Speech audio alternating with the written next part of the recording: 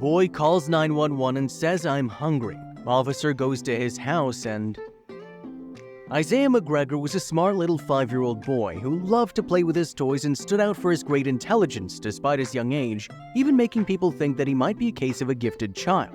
However, his mother assured that this was simply not the case and her son was simply faster than the rest.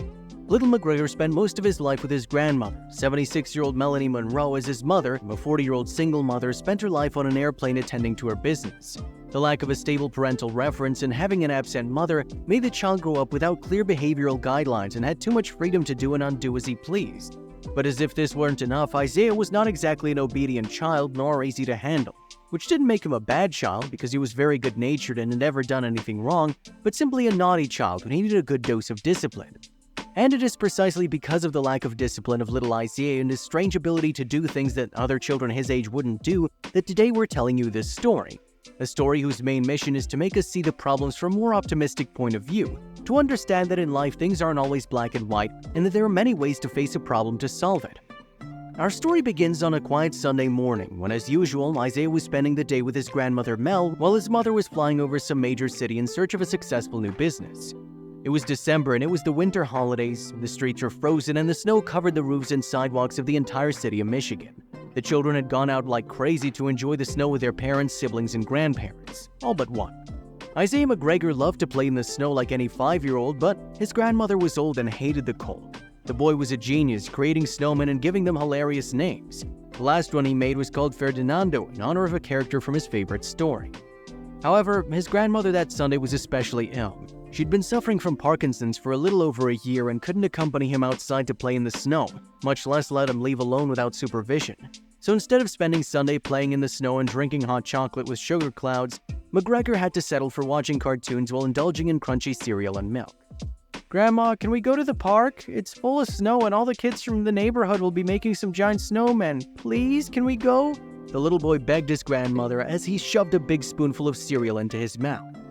"I'm sorry, Isaiah. Today your grandmother's feeling especially old. It's too cold and my rusty bones are hurting. Sorry, honey. You'll have to wait until next week and go with your mother as she'd planned," Grandma told him tenderly, trying to keep the boy from getting too angry.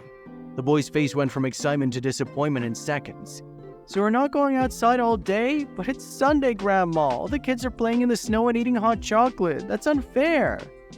The child was indignant, banging the table and getting up without finishing breakfast. "I'm sorry, honey. I know you're angry, but I don't want to argue. I'm feeling pretty bad, and it's unthinkable for me to spend the day in the snow or standing in long lines at a crowded mall. You'll have to wait until next week," Mrs. Mel concluded firmly as she gathered everything up. Isaiah realized he had no chance of convincing his grandmother to go out that day, so he didn't bring up the subject again and just stayed by her side as he watched his favorite cartoons. After the initial argument at breakfast, everything settled down and the rest of the morning passed normally.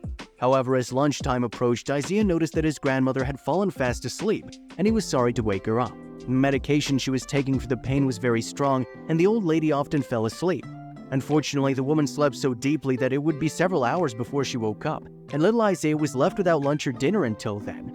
And that day was to be no different. It was almost 3 in the afternoon and McGregor was hungry. As he watched his grandmother sleeping sadly, the 5-year-old had a brilliant idea. Pick up his grandmother's phone and order groceries. Isaiah, like most American kids his age, was a fast food lover, and his favorite fast food restaurant was McDonald's. "I could pick up Grandma's phone and order food delivery. Then all I'd have to do is take some money out of her wallet and that's it. I'm sure she won't even notice," the boy said to himself while planning how to get the food without his grandmother noticing. And the truth is, his plan was perfect, except for one small detail. His grandmother's phone was in airplane mode and the boy, despite his intelligence and acumen with the use of new technology, still didn't know how to get the phone back on the line. But the phone was still capable of calling 911 and the boy knew it. Isaiah remembered that a few months earlier, his mother had taught him how to make emergency calls just in case something happened to his or his grandmother someday and he had known he could call for help. "If I call 911 and tell them I'm a little boy who's starving, they'll surely help me. No one could refuse to help a child," the boy thought as he dialed the emergency number. He waited patiently for an operator to be available, and as soon as someone answered, the child was quick to explain his situation and make his peculiar plea for help. In the audio of the call, Isaiah asked very sadly, "Good afternoon, sir. My name's Isaiah McGregor. I'm 5 years old and I'm hungry, very hungry. Would you be so kind as to bring me a McDonald's children's menu? It would be nice and it would make my day." To which the operator replied, very surprised, "I'm sorry?" And the child repeated his request. I'm asking for food, sir. This is the emergency number, right? Well, this is a big emergency. I'm very hungry and my grandmother doesn't seem to be waking up," answered Isaiah, very determined to get what he had set out to do. The operator was startled to hear the boy say his grandmother wasn't waking up, so he hurried to ask him if something bad had happened. "Your grandmother won't wake up. Are you alone with her? Have you checked if she's still breathing? How old is she?" asked the frightened operator, doing his job correctly despite the tone in which the child spoke to him. Isaiah quickly realized his mistake and hurried to clarify the matter and proceed with the request he cared so much about and which was beginning to make him impatient. "My grandmother's perfectly fine. I meant she was taking a long nap. You know, old people sleep a lot. We're fine, don't worry, sir. But can you bring me the food I asked for or not?" the boy insisted. The operator, who was annoyed by the child's rude tone, replied coldly, "No, I can't bring you McDonald's, and please call this number only in an emergency, okay? Our work is serious and we can't be catering to kids who feel like eating French fries. Goodbye," hung up the phone. We get a lot of people who let their kids play with their cell phones, and a lot of them are turned off and the parents don't realize they can still call 911. Operator Clark Kerski, the one the boy spoke to during his 911 call, told WCZM, the radio outlet that decided to broadcast Isaiah's story. "What a pity, I almost had him convinced," McGregor lamented after the call was cut off. After his failure to call 911, Isaiah decided to leave it alone and continue watching TV without bothering his grandmother. What the boy couldn't have imagined was his phone call would end up reaching the ears of a police officer. After cutting off the call with the child, Officer Clark decided to do his duty and contacted Wyoming, Michigan Police Officer Dan Patterson. The officer saw fit to report that there was a 5-year-old boy named Isaiah making calls to 911 for food and without any adult supervision. When he received the call from the 911 operator, Patterson was doing his surveillance patrol near Isaiah's house, so he decided to pay him a visit to make sure everything was okay. After all, it wasn't very normal for a 5-year-old to call the emergency number on his own and say his grandmother wasn't waking up, so it was best to take a look.